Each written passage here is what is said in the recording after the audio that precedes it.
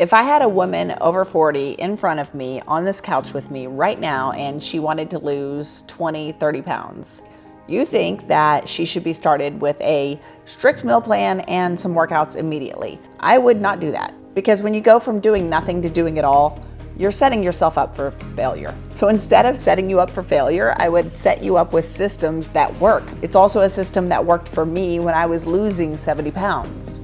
First, diet is the driver of fat loss. So we would set you in a calorie deficit that is not a super restrictive calorie deficit, but a manageable calorie deficit.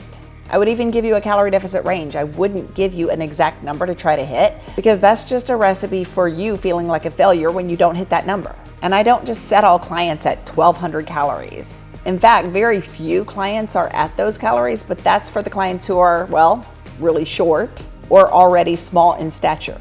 I might give you a deficit range between 1,400 to 1,600 calories. So on days that you are feeling extra hungry, great.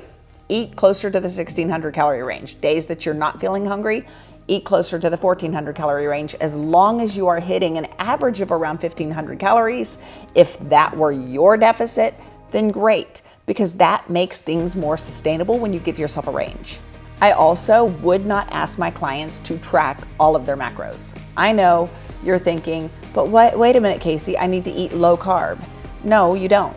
Or I need to eat low fat. Listen, we've all grew up in the era of SnackWells and the low fat diet, right? And then after low fat came low carb, the keto thing. Study after study after study shows that whether you're eating low fat, high carb, or low carb, high fat, those things do not matter like being in a calorie deficit. An accurate calorie deficit matters.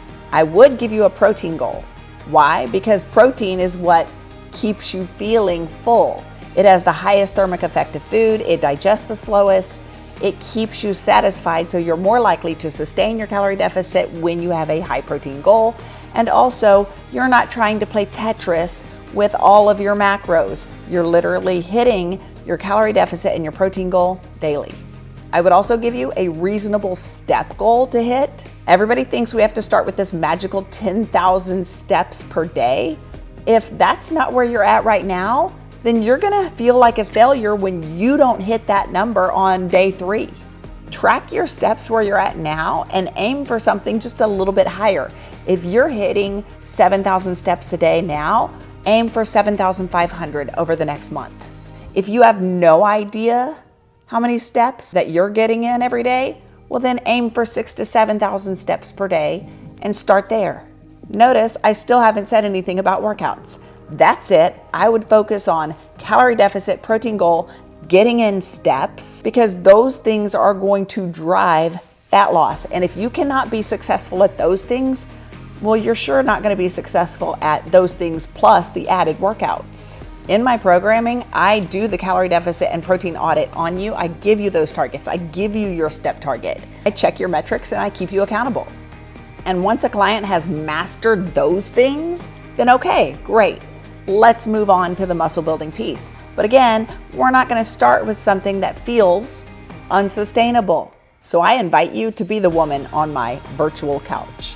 Whether you want to dip your toe in with group coaching or you want to jump in with one-on-one coaching, you can visit thecaloriedeficitqueen.com, go to the coaching page. I'll put the link below in the description, because if nothing changes, nothing changes.